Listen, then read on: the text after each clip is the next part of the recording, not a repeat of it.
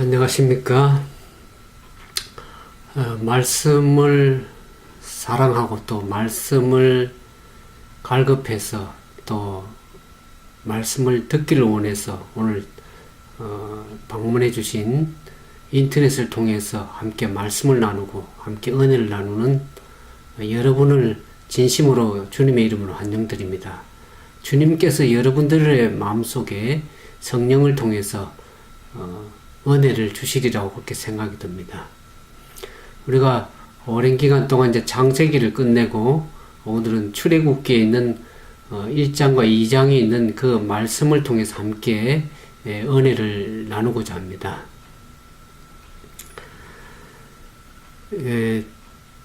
야곱이 그들의 아들들과 함께 이제 애굽으로 내려갑니다. 요셉이 초청을 했죠. 그래서 애굽에 내려가는 모든 가족들의 수가 이 출애굽기 1장 5절에 보면 모든 그 야곱을 포함해서 모든 야곱의 아들들이 모든 손자들과 그 자녀들이 다 함께 내려간 인원이 70인이라고 그렇게 기록이 되어 있습니다. 그런 70인이 애굽에 내려갔지만 하나님께서 그들에게 은혜를 베푸셔서 숫자가 굉장히 번성했죠. 여기 출애굽기 1장 7절에 보면 이스라엘 자손은 생육이 중다하고 번식하고 창성하고 심히 강대하여 온 땅에 가득하게 되었더라 그랬습니다.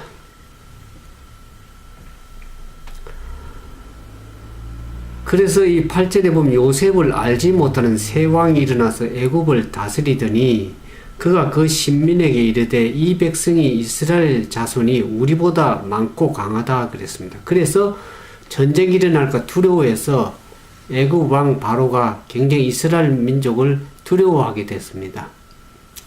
근데 이스라엘 백성이 이 창대하고 번성하게 된 것은 전적인 하나님의 은혜라고 할 수 있습니다.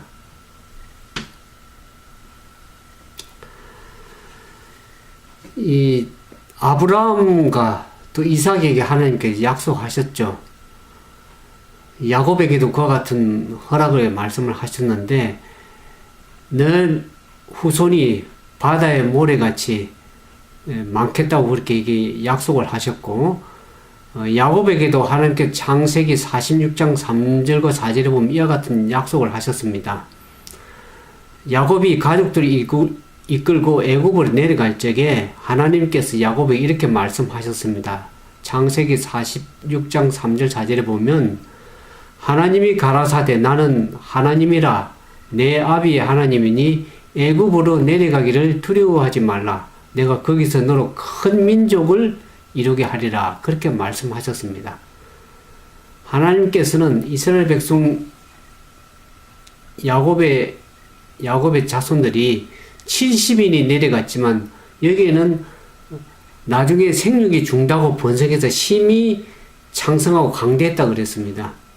여기 70인을 내려갔다 그 표현은 얼마나 나중에 창대하게 될 것인지를 대조적으로 표현하기 위해서 그렇게 기록을 했습니다. 그러면서 이 창세기 40장 4절에 보면 내가 너와 함께 애굽으로 내려가겠고 정녕 너를 인도하여 다시 올라올 것이며 요셉이 그 손으로 내 눈을 감기리라 하셨더라. 왜 하나님께 다시 애굽에서 가나안으로 불러오게 하실까? 애굽에 번성하고 정착하는 것이 하나님의 뜻이 아니라 약속의 땅 가나안으로 에서 하나님께서 불러서 가나안에서 하나님께 약속하신 그 땅에서 하나님 나라를 세우는 것이 하나님의 생각이었습니다. 왜 그들이 야곱이 가나안에 그냥 있지 왜 또 애굽에 가서 다시 가나안으로 불러오게 하셨을까?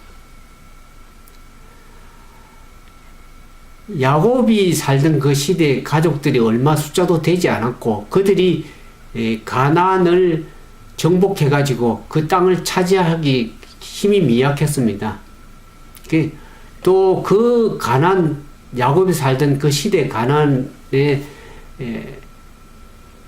그 가나안 족속들이 이미 자리를 다 차지하고 있었기 때문에 거기서 야곱의 자손들이 번성하고 이스라엘 민족들이 번성하기에는 환경이 여의치 않았습니다. 그래서 하나님께서 요셉을 미리 애굽으로 보내시고 또 애굽의 기틀을 마련해서 야곱의 모든 가족들이 애굽에 내려가서 고센 땅에서 좋은 땅에서 기름진 땅에서 번성하고 번영해서 숫자가 많아져서 다시 가나안 땅으로 올 수 있는 그 같은 기틀을 마련하셨고 또 그 당시에 가나안은 야곱이 살던 그 가나안 시대는 그 가나안의 제약이 아직 충만히 제약이 차지 않았기 때문에 하나님께서 애굽으로 내려가도록 그렇게 허락을 하셨습니다.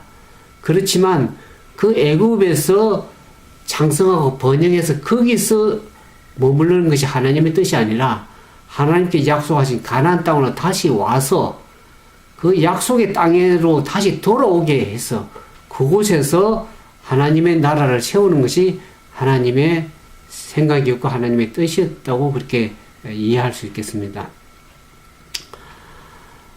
그래서 많은 세월이 흘러서 이제 여기 출애굽기 1장 6절을 보는 것처럼 요셉과 그의 모든 형제와 그 시대의 사람들은 다 죽었고 여기 1장 8절 요셉을 알지 못하는 새 왕이 일어나서 애굽을 다스리게 되었습니다.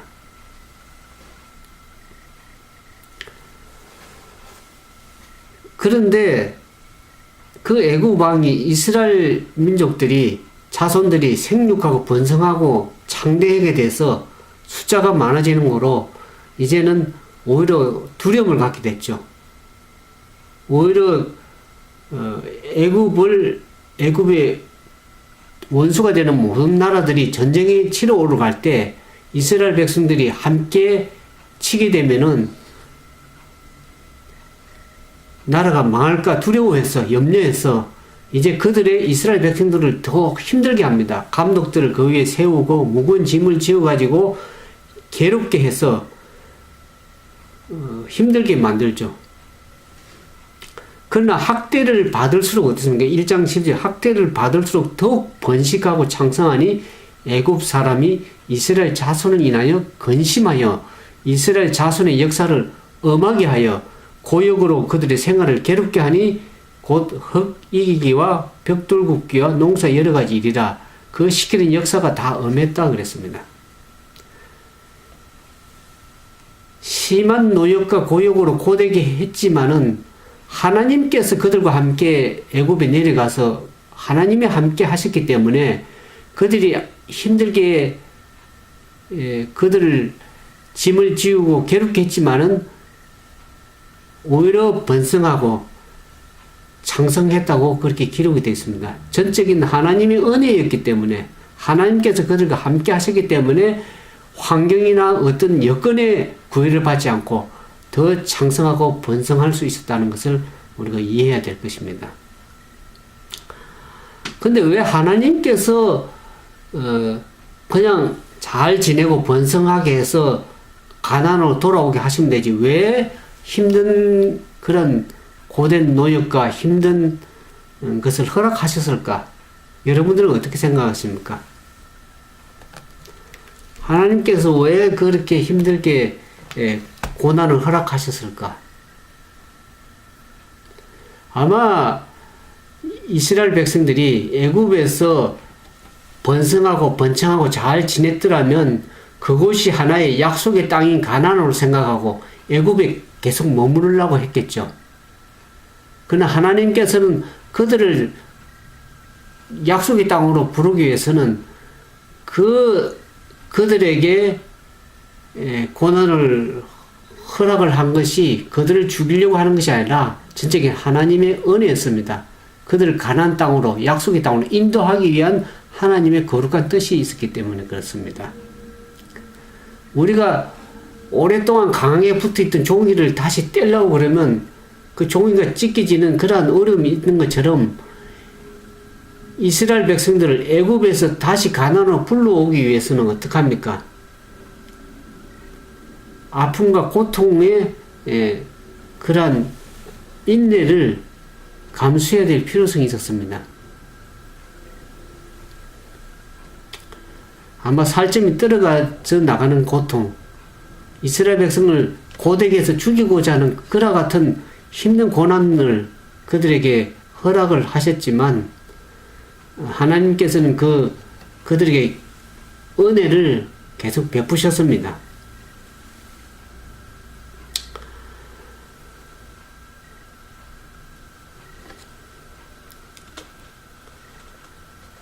그래서 그들이 애굽 왕 바로로부터 고통을 당하고 고된 고역을 당한다 할지라도 오히려 번식하고 창성할 수 있는 하나님의 은혜를 베풀어 주셨습니다. 전적인 그 고통과 고난은 전적인 하나님의 은혜였었습니다. 우리가 그것을 믿음으로 잘 받아들이고 그 고난을 우리가 이 애굽 같은 세상에서 여러분들 한 주간 살면서 상당히 바쁜 삶을 살아서 좀 생각이 들어집니다. 아마 이 세상은 사단이 주관하고 있고 우리를 더 힘들게 하는 것을 하나님께서 허락하고 있지만은 그러나 그 고난을 하나님의 은혜로 생각하고 우리가 하늘 가난을 바라보고 하늘로 가고자 하는 그 마음을 하나님께서 우리에게 주시기 위해서 하늘로서 이끄시기 위해서 때로는 이 땅에서 우리가 힘든 고난을 겪고 그 고난을 허락하시지만 그것을 믿음으로 우리가 잘 이해하고 하나님 은혜로 받아들이고 믿음을 잘 극복하게 되면 어떻습니까? 그것은 고통 중에서도 번성하고 번창하는 생명이 더 풍성해지는 그와 같은 은혜를 우리가 믿음으로 경험하게 되는 그와 같은 삶을 살아갈 수 있으리라고 생각이 들어지는 겁니다. 그래서 애굽 왕 바로가 이스라엘 백성들 고난을 주고 힘든 고된 작업을 줘서 흑이기를 하고 또 벽돌굽기를 여러 가지 감독들을 세워서 엄하게 하지만은 그것도 실패로 돌아갑니다. 그래서 두 번째 애굽 왕이 어떤 시도를 하냐 그러면 히브리 산파들을 통해서 히브리 여인들이 아이들을 조산할 적에 남자들은 다 죽이고 여자들은 살리게 하는 두 번째 일을 하죠. 왜 이와 같은 일을 할까? 사단은 이스라엘 백성들 가운데에 구원자가 나올 것을 알았기 때문에 이스라엘 백성들을 어떻게 하든 힘들게 해서 저들을 죽이고자 하는 그와 같은 사단의 계획이 있었습니다. 사단은 이 세상의 통치자들을 통해서 저들을 통해서 오히려 힘들게 고역해서 구출자가 나오지 못하도록 그렇게 하려고 했었습니다. 근데 산파들이 오히려 하나님을 두려워해서 애굽 왕의 명령을 어기고 남자들을 오히려 살리는 일을 했었습니다. 그렇게 할 때 어떻습니까? 하나님께서 그 산파들에게 은혜를 베푸셔서 저들에게 더 복을 많이 허락하셨던 것을 알 수 있습니다. 여기 21절은 산파는 하나님을 경외하였으므로 하나님이 그들의 집을 왕성케 하셨다 그렇게 기록했습니다. 저들이 하나님의 두려워하고 애굽 왕 바로보다는 하나님을 더 두려워하는 그런 믿음을 가지고 아이들을 죽이지 않고 오히려 살리는 그와 같은 하나님의 일을 하셨기 때문에 하나님께 저들에게 산파들에게 은혜를 베풀어 주셨습니다. 그래서 두 번째 애굽 왕이 이스라엘 백성들을 힘들게 고역해서 저들을 죽이고자 하는 그 계획이 또 실패로 돌아갔습니다. 그 세 번째 어떻습니까? 이제는 모든 신민들에게 남자가 나거든 그를 하수에 던지고 여자를 그등 살리라 그랬습니다. 고된 고육을 줘서 이스라엘 백성들은 고되게 해서 힘들게 해서 저들을 종으로 삼아서 노예로 삼아서 저들을 부려서 힘들게 했지만은 그들이 생육하고 번성이 더 강해졌습니다. 그것도 실패하게 되자 사단은 애국왕 바로를 통해서 어떻습니까? 산바들을 시켜서 남자애들 다 죽이겠습니다. 그럼 생육이 번성이 잘 안 되겠죠. 사단은 왜 그렇게 했을까 하는 걸 조금 전에 말씀드렸습니다. 거기에 이스라엘 백성을 구출하고자 하는 구원자가 나오기 때문에 사단은 그것을 미리 알았기 때문에 애굽왕 바로를 통해서 남자아이가 나거든 다 죽이게 이렇게 시도를 했습니다. 그래서 산바들을 통해서 남자를 죽이기 시도한 것이 또 실패로 돌아갔기 때문에 세 번째 시도를 합니다. 이제는 모든 시민들에게 남자아이들은 나오면은 다 하수에 던져서 죽게 그렇게 했었습니다. 그러나 그것을 그렇게 했지만 그것도 실패로 돌아갔죠. 그래서 출애굽기 2장에 보면은 출애굽기 2장과 1장은 참으로 좀 비교가 된다고 할 수 있겠습니다. 출애굽기 1장에는 애굽왕 바로는 그것을 남자애를 하수에 던져서 죽게 했지만은 어떻습니까? 2장 3절에 보면 요게벳이 어떻게 했습니까? 아들 낳아 그 준수함을 보고 석 달 동안 숨겨서 더 숨길 수 없게 돼서 이제 그를 어떻게 했습니까? 갈 상자에 가져다가 역청과 나무친을 칠하고 아이를 거기에 담아 하수가 갈대 사이에 두었다 그랬습니다. 애굽왕 바로는 남자애를 하수가에 던져서 죽이게 했지만은 요게벳은 어떻습니까? 죽으라고 버린 것이 아니고 살리기 위해서 하수에 던졌다 그랬습니다. 하수에 두었다 그랬습니다. 그래서 갈대 상자를 에다가 역청과 잘 어떻습니까? 나무지는 잘 발라서 물이 잘 들어오지 않게끔 갈대 상자를 잘 해서 오히려 살리기 위해서 하수가에 던진 것을 알 수가 있습니다. 참으로 대조적이라고 할 수 있죠. 여기 하수라고 표현된 것은 하수가는 나일강을 가르칩니다. 원래 세상은 강을 중심으로 모든 문화가 꽃을 피우죠. 그래서 강은 언제나 세상의 세속화의 중심지고 생명의 근원으로 그렇게 되어 있습니다. 근데 오늘 이 출애굽기 2장의 이 강은 생명의 강이 아니라 죽음의 강이 됐습니다. 그 하수가 나일강에 던져서 남자를 죽게끔 하는 죽음의 강이 된 것입니다. 생명을 삼키는, 오히려 강이 생명의 근원이 아니라 생명을 죽이는, 생명을 삼키는 그와 같은 죽음의 강이 된 것입니다. 아마 우리가 이 세상에 살고 있는 그리스도인들도 하나님의 백성들의 운명은 사단을 통해서 바로 왕을 통해서 죽이게끔 하는 것처럼 우리도 이 세상에서 아마 사단은 우리를 죽이게끔 그렇게 유도하고 강으로 죽음의 강으로 인도하고 있는 것입니다. 그것도 모르고 많은 그리스도인들이 세속화의 물길에 휩쓸려서 죽음의 강인 줄 모르고 마구 뛰어들고 있습니다.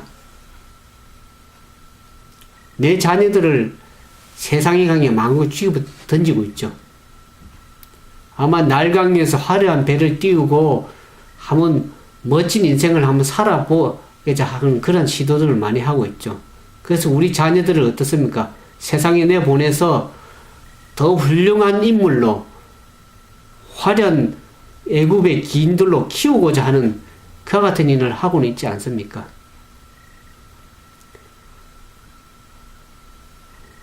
우리는 세상을 살아가는 우리 모두 이 나일강을 벗어날 수가 없는 운명입니다. 세상에 마귀가 지배하는, 사단이 지배하는 이 세상에서 우리가 벗어날 수가 없죠. 그러나 하나님의 백성들은 오늘 이 모세를 갈대 상자에 잘 나무지는 칠하고 역청을 발라서 잘 갈대 상자에 믿음으로 띄운 것처럼 요게벳의 그 믿음의 지혜가 필요합니다. 이 갈대 상자의 지혜와 믿음이 오늘 우리가 요괴벳을 통해서 배울 필요가 있습니다. 세속화를 막아주는 그 역청, 그 나무진을 잘 발라서 강물에 잘 세상으로, 비록 세상을 떠날 수 없지만 세상 가운데 있을 때 믿음으로 띄울 때는 하나님께서 우리들의 믿음을 통해서 은혜를 베풀고 구원하실 거라는 것을 우리가 알 수가 있습니다. 믿음으로 잘 준비된 그 갈대 상자만이 안전한 것입니다. 갈대 상자도 없이 세상에 무조건 나가거나 여러분의 자녀를 날강으로 세상으로 보낸다 그러면은 그것은 하나의 죽음의 강으로 자녀들을 던지는 것이라고 할 수 있겠습니다. 여기 오늘 본문의 이 출애굽기 2장 3절에 이 갈 상자라는 것은, 갈대 상자는 파피루스로 만든 그 상자 모양의 용기입니다. 근데 여기에 상자는 이 테마라는 단어로 번역된데, 테바. 이것은 창세기 6장과 7장에 노아 방주를 가리켜 사용되는 그 단어입니다. 참으로 귀한 의미가 담긴 단어라고 할 수 있습니다. 생명을 보장한다는 그런 의미에 쓴 단어입니다. 어떤 면에서는 생명에 버금가는 그런 의미가 담긴 상징적인 말이라고 할 수 있죠. 이 요괴벳이 아이를 3석 달이 지나서 이제 아이가 크니까 더 이상 키울 수가 없었습니다. 만약 계속 보존하고 키운다 그러면 자기 생명도 위태롭으면 아이의 생명도 위태로워지기 때문에 결국 갈대 상자에 담아서 하숫가에 버릴 수밖에 없는 그런 상황이 지났습니다. 근데 요괴벳은 아들을 하숫가에 버린 것이 아니라 주님께 드린 것입니다. 믿음으로 갈대 상자를 잘 역청을 발라서 준비해서 믿음으로 하나님께 드린 것이라고 할 수 있죠.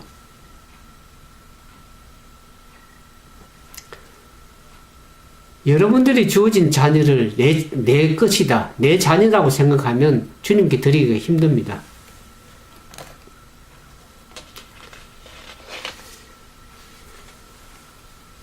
여기 부조와 선지자 244편 이런 말씀이 있습니다.